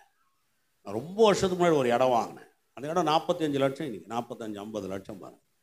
நான் சொல்கிறேன், இல்லைம்மா எனக்கு எதுக்கு உன் பிள்ளைங்களுக்கு கொடு. இல்லை எனக்கு உனக்கு ஏதாவது நான் கொடுத்தே ஆகணும். நான் இதை விற்று நீ எடுத்துக்கோ, 50 லட்ச ரூபா விற்று நீ எடுத்துக்கோ. இருந்தது பெரிய காசுங்க. 4 பொண்ணுங்க இருக்குது. அது பாருங்க.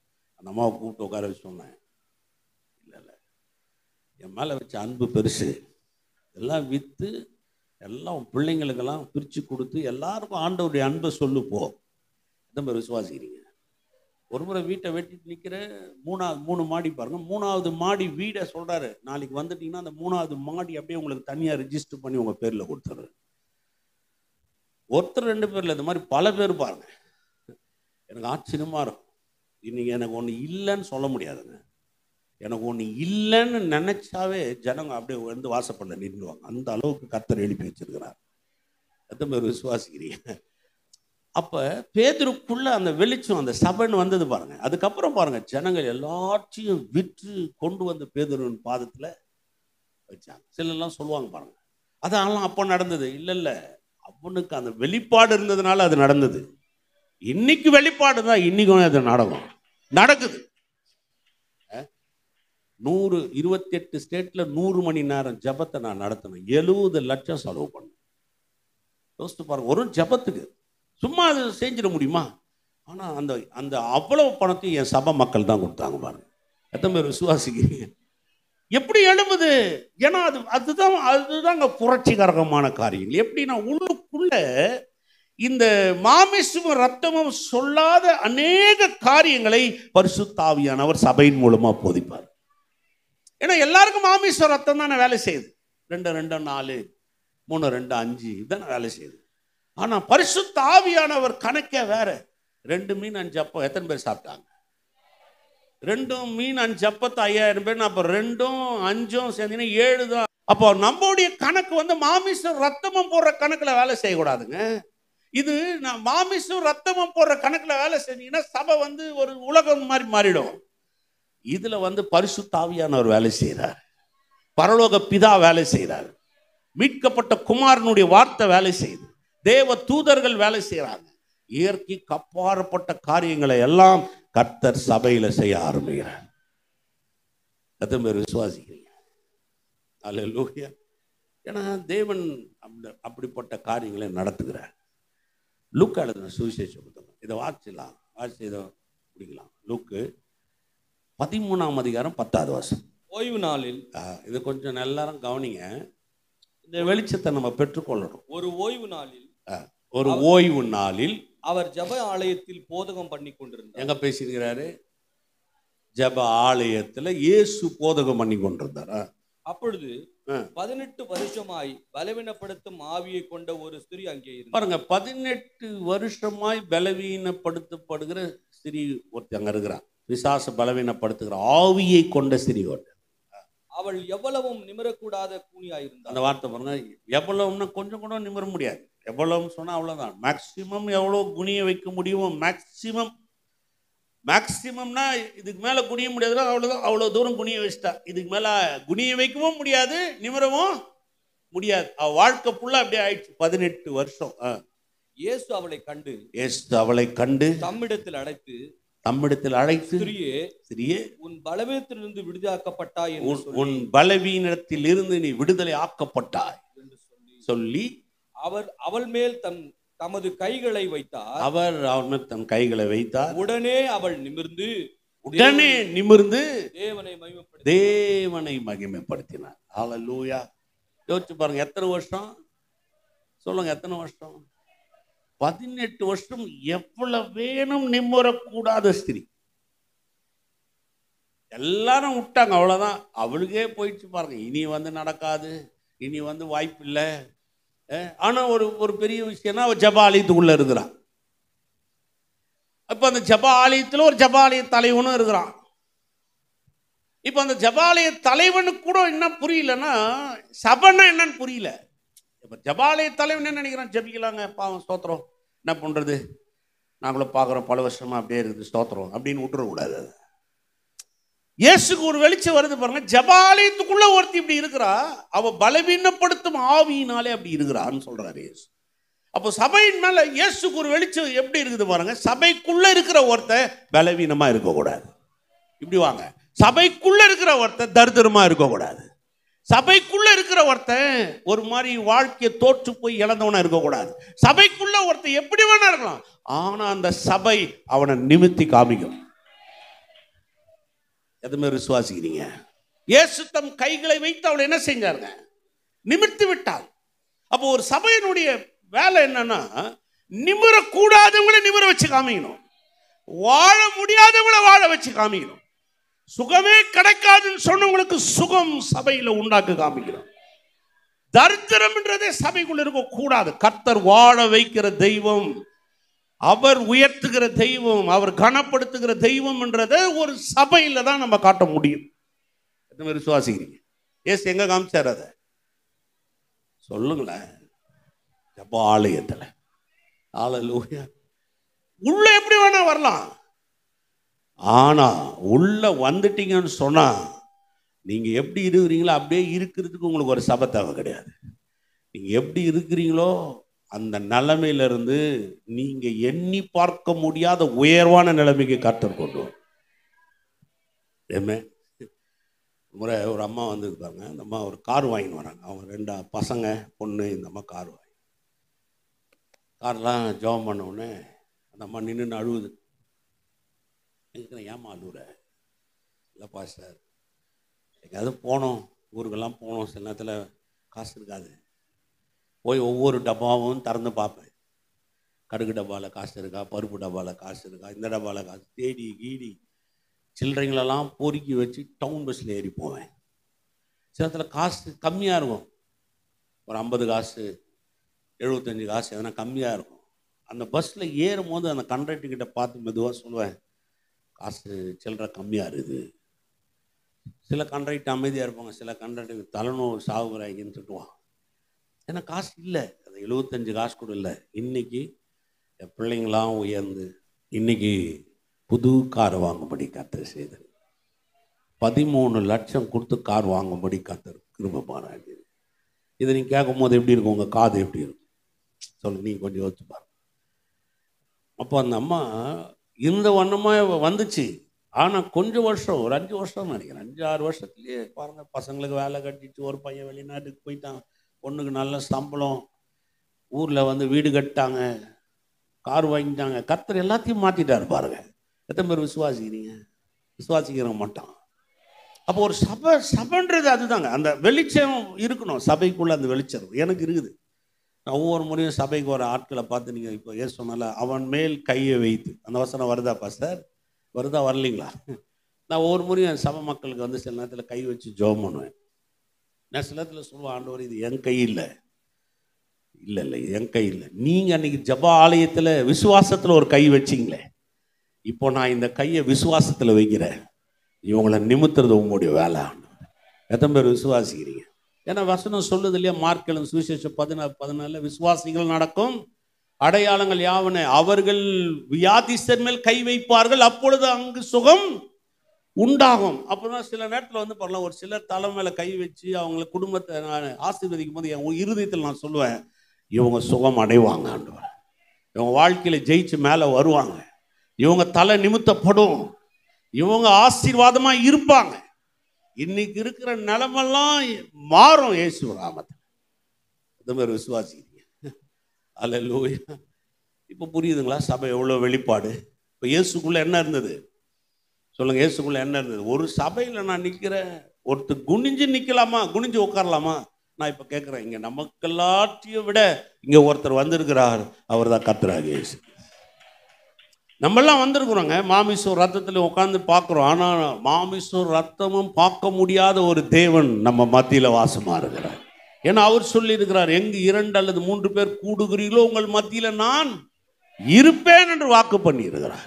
எத்தனை பேர் விசுவாசிக்கிறீங்க? அடுத்து வாசிங்க பாஸ்டர். அதில் இயேசு ஓய்வு நாளில் சொஸ்தமாக்கினபடினால், இயேசு ஓய்வு நாளில் சொஸ்தமாக்கினபடினால் ஜபாலய தலைவன் கோபம் அடைந்து, பாருங்க அந்த ஜபாலய தலைவனுக்கு என்ன வந்துச்சான்? யோசிச்சு பாருங்க, ஜப ஆலய தலைவன், ஆலயத்துக்கு தலைவன், ஆனா வெளிப்பாடு இல்லாத தலைவன். ஒரு ஜப ஆலயம்னா என்னன்னு தெரியாத ஒரு தலைவனா இருக்கிறான் பாருங்க. இப்போ அந்த ஆலயத்துக்குள்ள இருக்கிறான், ஆனா அந்த வெளிப்பாடு இருக்கணுமே. வெளிப்பாடு இருக்கிற மனுஷனால தானே கர்த்தர் சொல்றாரு, இந்த கல்லின் மேல் என் சபையை நான் கட்டுவேன். இப்போ அவன் பாருங்க ஆலய தலைவனுங்க, ஆனா அங்க அவனுக்கு என்ன இல்ல. உடனே இயேசு அவனை பார்த்து என்னன்னு திட்டுறாரு பாருங்க. வாசிங்க பாருங்க. ஜனங்களை நோக்கி வேலை செய்கிறதுக்கு 6 நாள் உண்டு, அந்த நாட்களிலே நீங்கள் வந்து சொஸ்தமாக்கிக் கொள்ளுங்கள், ஓய்வு நாளே அப்படி செய்யலாகாது என்றான். வாசிங்க. கர்த்தர் அவனுக்கு பிரதியுத்தரமாக, மாயக்காரனே, உங்களில் எவனும் ஓய்வு நாளில் தன் இருதையாவது தன் கழுதையாவது தொழுவத்திலிருந்து அவிழ்த்து கொண்டு போய் அதற்கு தண்ணீர் காட்டுகிறது இல்லையா? அந்த வார்த்தையை பாருங்க, மாயக்காரன். ஆங்கிலத்தில் ஹிப்போக்ரசி, அதாவது கபடம் உள்ளவனை. நடிக்கிறியா? மேலே நின்று பயங்கரமாக கர்த்தர் சர்வ வல்லவர் நன்மைன்னு சொல்லிட்டு கீழே இறங்கி போகும்போது நடிக்கிறியா? சொல்லாது. ஒரு ஆடு மாடுக்கு தண்ணி தாகமாக இருந்தால் கழட்டின்னு போய் நீ தண்ணி தாகத்தை கொடுக்குற, அதுக்கு அடுத்து சொல்றாரு பாருங்க இயேசு. அந்த வார்த்தை ரொம்ப பவர்ஃபுல் பாருங்க.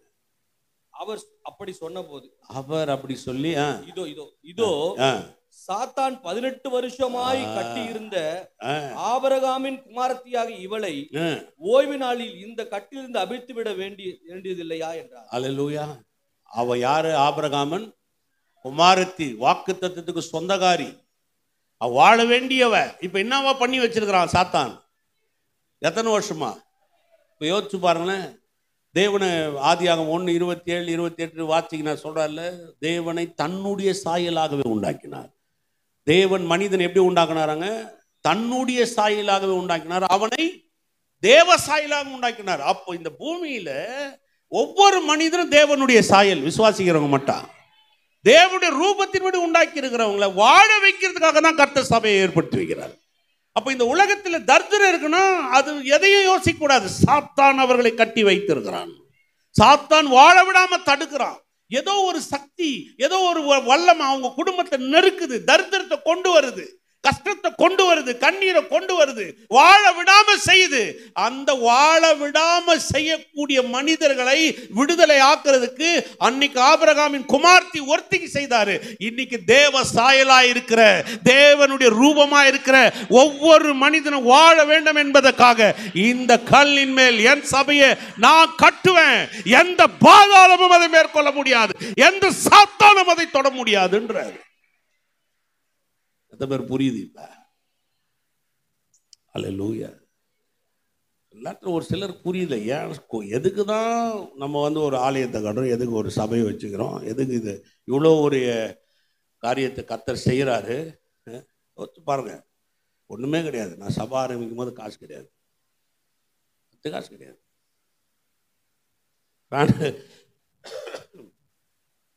ஃபேன் கிடையாது. ஒரு ஒரு அம்மா இருப்போம், வயசானவங்க, அவங்களுக்கு பயங்கரம் சஃபிகேஷன் ஆகும்.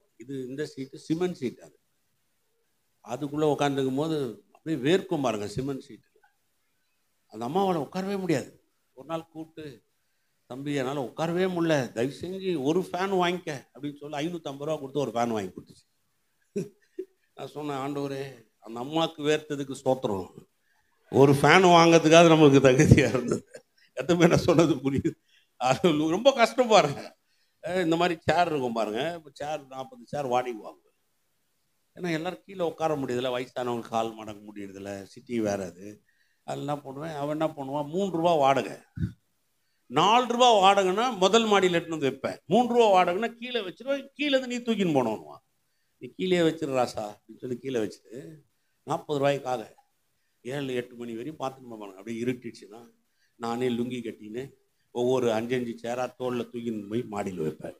ஏன்னா அவ்வளோ கஷ்டம். 40 ரூபாய்க்கு கிடையாது. ஒரு மைக்கு இந்த மாதிரி ஸ்பீக்கர் கொஞ்சம் வளர்ந்தவொடனே வாடகைக்கு வாங்கினேன் பாருங்க.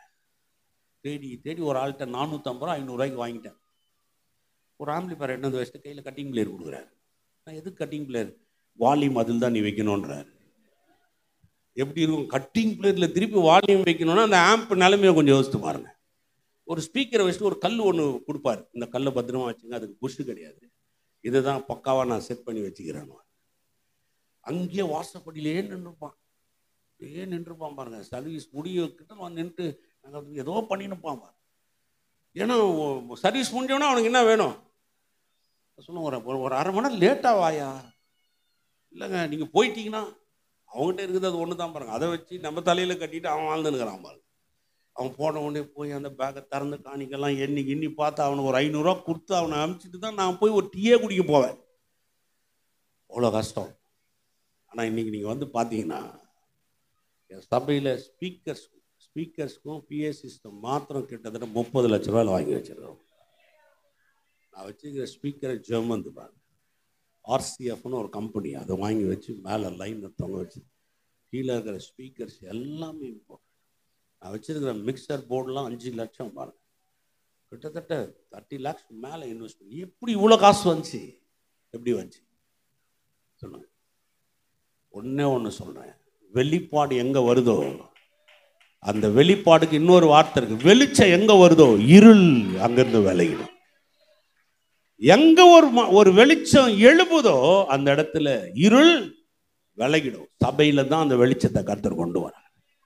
ஒரு மனுஷன் சபைக்குள்ள வரும்போது எவ்வளவு இருளா இருக்கலாம், எந்த இருள் வேணா இருக்கலாம். அவங்ககிட்ட தரித்திரம் என்ற இருள் இருக்கலாம், வியாதி என்ற இருள் இருக்கலாம், கஷ்டம் என்ற இருள் இருக்கலாம், கண்ணீர் என்ற இருள் எது வேணாலும் இருக்கலாங்க. ஆனா சபைக்குள்ள வந்துட்டானா கர்த்தர் ஒரு வெளிச்சத்தை வீச செய்கிறார்.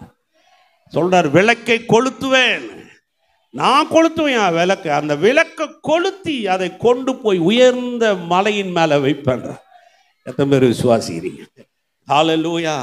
நான் சொல்றேன், நீங்க ஒவ்வொருத்தரும் ஒரு விளக்கு. உங்கள் ஒவ்வொருத்தரையும் கொளுத்தி அதை எரிய வச்சு அதை மலையின் மேல வைக்கிறது கர்த்தராகிய இயேசு கிறிஸ்து. எத்தனை பேர் விசுவாசிக்கிறீங்க? ஹல்லேலூயா. விளக்கை கொளுத்துவேன், அதை கொண்டு போய் உயர்ந்த மலையின் மேல் வைப்பேன். அந்த வெளிச்சத்திற்கு அநேகர் ஓடி வருவார்கள். உங்களை பார்த்து சுத்து வட்டாரத்தில் இருக்கிற ஜனங்கள்லாம் ஓடி வருவாங்க. எப்படி இப்படிப்பட்ட ஒரு இடம் இருக்குது ஓடி. அல்லேலூயா. அப்போ சபைன்றது ஒரு வெளிப்பாடு உள்ள இடம். சபைன்றது ஜீவன் உள்ள தேவனுடைய குமாரன் வாழ்ற இடம். சபைன்றது இருளை நீக்கிற இடம். சபைன்றது குனிந்தவர்களை நிமிர்ந்த பண்ணுகிற இடம். சபை எப்பேற்பட்டவனையும் வாழ வச்சுக்கோங்க. இன்னைக்கு எல்லாம் பார்க்கணுங்க, ஒன்றுத்துக்கும் உதவாத நம்மளை இன்னைக்கு எவ்வளோ பெருசு ஆக்கிட்டாங்க. ஒரு முறை நான் படித்த ஸ்கூலில் போய் அந்த ஸ்கூலில் இருக்கிற ஒரு வாத்தியாருடைய பையன், அவர் எனக்கு டீச்சராக இருந்தவர், அந்த பையனை என்கேஜ்மெண்ட் பாருங்கள். இந்த பையன் என்ன பண்ணிட்டான், நீங்கள் தான் வரணும் பாஸ்டர், நீங்கள் தான் வரணும். இல்லைடா, நான் படித்த ஸ்கூல் எல்லா டீச்சரும் எனக்கு தெரியல, இல்லை வாங்க, நீங்கள் எதுவுமே சொல்லாதீங்க, நீங்கள் வாங்கன்னு. பெரிய மண்டபம், கல்யாண மண்டபம் எடுத்துட்டான். நான் போகிறேன். நான் படிக்கும்போது இருந்தவங்களாம் ரிட்டையர்ட் ஆகிட்டு இருந்தாங்க, ஒரு சில சர்வீஸில் முடிகிற மாதிரி இருந்தாங்க, ஒரு சிலர்லாம் புது டீச்சர்ஸாக அதை உட்காந்துருந்தாங்க பாருங்க. நான் போய் பிரசங்கம் பண்ணுறேன்.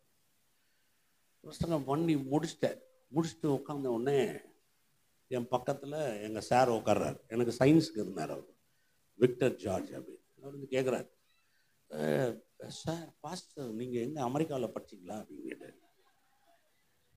நான் அப்படியே கொஞ்ச நேரம் அமைதியாக பார்த்தேன். ரொம்ப ரொம்ப கிளாரிட்டியாக பேசுனீங்க, பக்காவாக இருந்தது, இவ்வளோ நல்லா சொல்லி கொடுத்துரு படிச்சிருக்கீங்க, நீங்கள் பேசும்போது இன்னும் கேட்கணும் போல இருந்தது. மெதுவாக சொன்னேன், சார் நான் யாருன்னு தெரியலையா? சாருன்னு கூப்பிட்றாங்க, தெரியல சார், நான் உங்ககிட்ட படித்தேன் சார், இந்த பேட்சில் நீங்கள் எனக்கு சயின்ஸ் எடுத்தீங்க. எரும மாடுன்னு ஒருத்தனை திட்டுவீங்களா, அது நான் தான் சார். இவர் உடனே பாருங்க, அப்படியே எல்லாம் என்னை தள்ளி கிள்ளி விட்டு உடனே போய் மைக் எடுத்து சொல்றார், ஓ ஒரு ஒரு ஒரு பெரிய சந்தோஷமான செய்தி என்னன்னா, இந்த பாஸ்டர் நம்ம ஸ்கூல்ல படிச்சாரு, நம்ம பேட்ச் அப்படின்னு பயங்கரமா அப்படியே பீட்டினார் பாருங்க. அந்த மனுஷன் தான் என்னை எரும மாடுன்னு திட்டினார். நான் சொல்லது எத்தனை பேருக்கு விளங்குது உங்களுக்கு? அல்லேலூயா. மாமிசமும் ரத்தமும் வெளிப்படுத்தாதத உங்க வாழ்க்கையில வெளிப்படுத்துறதுக்கு ஒரு இடத்தை கர்த்தர் வச்சிருக்கிறாரு. அந்த இடத்துக்கு பேர் தான் சபை. எத்தனை பேர் சந்தோஷப்படுறீங்க? இப்போ மாமிச ரத்தமும் சொல்றதெல்லாம் சின்னது, ஆனா பரலோகத்திலிருந்து சொல்ற வார்த்தை பெருசு. இயேசுவே சொல்றாரு, அப்படியே ஆச்சரியமா, சீமோனாகிய பேதுருவே நீ பாக்கியவான் தான், நீ ஆசீர்வதிக்கப்பட்டவன். ஓ இவ்வளவு பெரிய வெளிப்பாட உனக்கு பிதா கொடுத்துட்டாரா அவனுக்கு. எத்தனை பேர் விசுவாசிக்கிறீங்க? யோசிச்சு பாருங்க. இயேசு சொல்றாரு, நான் பரமேறி போகும்போது சொல்றாரு, நான் போறேன், உங்களுக்கு ஒருத்தர் அனுப்புறேன், அவர் வருவார். அவர் வந்து சொல்றார், என்னுடையதை எடுத்து உங்களுக்கு போதிப்பார், என்னுடையதை எடுத்து உங்களுக்கு போதிப்பார், என்னுடையதை எடுப்பார். அப்படியே எடுத்து அதுக்குள்ள இருக்கிறதெல்லாம் எடுத்து உங்களுக்கு போதிப்பார். நான் சொல்றேன், ஆவியானவர் எங்கு வராரோ அங்க விடுதலை உண்டுங்க. ஆவியானவர் வந்தாவே வெளிப்பாடோட வருவார். ஆவியானவர் வந்தாவே வெளிச்சத்தை தூக்கிட்டு வந்து கொடுப்பாரு. ஆவியானவர் வந்தார்னா மாமிசமும் ரத்தமும் போதிக்காத ரகசியங்களை போதிப்பாரு. ஆவியானவர் வந்தார்னா ஆவி மண்டலங்கள்ல என்னெல்லாம் இருக்குன்றத போதிப்பாரு. ஆவியானவர் வந்தார்னா சாத்தான ஓட ஓட விரட்ட விடுவாரு. ஆவியானவர் வந்தார்னா அந்த இடம் அசையும். ஆவியானவர் வந்தார்னா அந்த இடம் மகிமையாய் மாறும். அந்த மகிமையின் தேவன் அந்த கூடாரத்தில் தங்கும்போது எல்லோரும் ஆச்சரியப்பட்டது போல நான் சொல்றேன், இந்த ஆலயம் ஒரு மகிமையின் ஆலயமாய் கர்த்தர் எழுப்புவார். அநேகர் அதை காண்பார்கள். ஆவியானவர் இந்த சபையை ஒரு மகிமையின் சபையாய் நிலைநாட்டுவார். இந்த சபை இந்த பட்டணத்துக்கு ஆசீர்வாதமா, கிராமங்களுக்கு ஆசீர்வாதமா இருக்கும். இந்த சபையின் சத்தம் வெளிநாடுகள்ல கேட்கும். இந்த சபையின் வெளிப்பாடுல அநேகர் வெளிச்சம் அடைவார்கள். கர்த்தர் இந்த சபையை தமக்கென்று தெரிந்து கொண்ட தான் நாட்டின மரமாய் ஜீவ விருட்சமாய் இந்த பூமியில அவர் வருகை மட்டும் இதை வைப்பார். விசுவாசிக்கிறவங்க மட்டும் நல்ல கரங்களை தட்டி ஹல்லேலூயா.